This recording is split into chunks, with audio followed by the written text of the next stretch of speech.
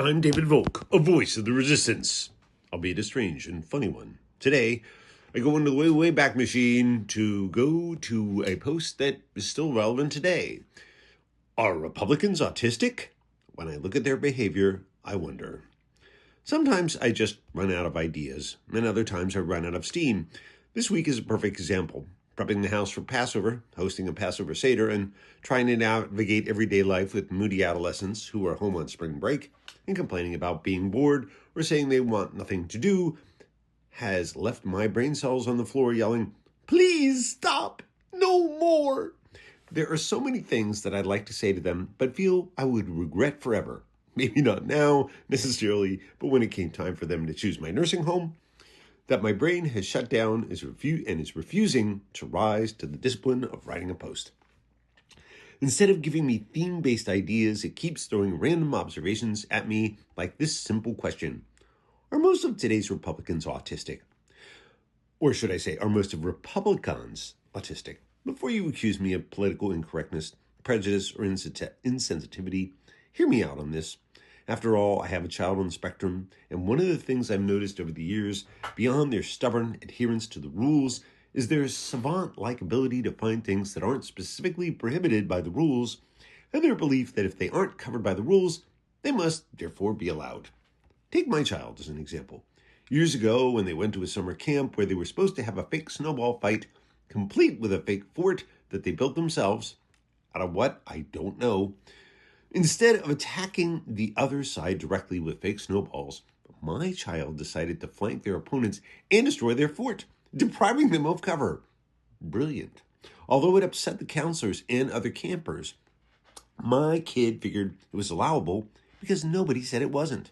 So they continued to use that tactic until the game was quickly canceled because there was no rule against it. Just like Supreme Court Justice Clarence Thomas, he took millions of dollars in lavish gifts from a so-called friend because there were no specific rules against it. Heck, he wasn't even actually required to recuse himself from voting on issues where he might have a conflict of interest. Yes, Supreme Court justices are expected to do so because it looks bad, but there's no requirement that they have to. Granted, Thomas didn't follow rules requiring him to list those gifts, but he didn't feel he had to because they came from a friend, even though they weren't friends until a few years after he joined the court.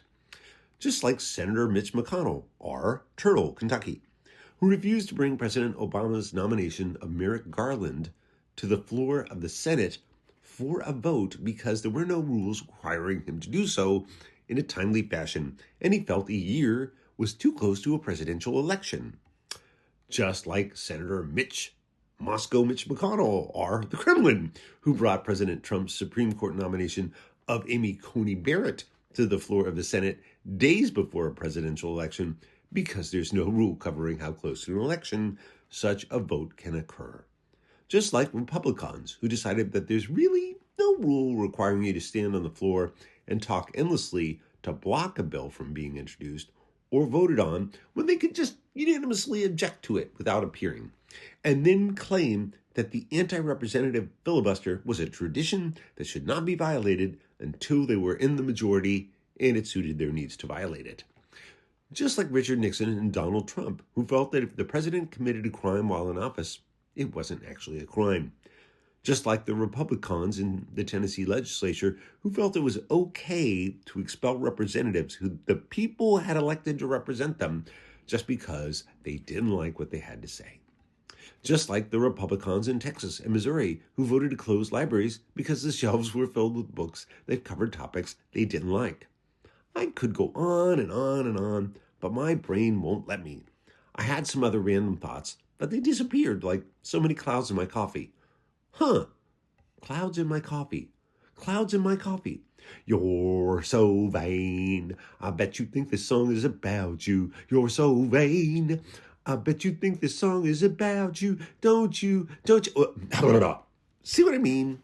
Maybe my brain cells will do a better job after Passover is over and I learn whether or not my children were really serious about my calling them by their new names.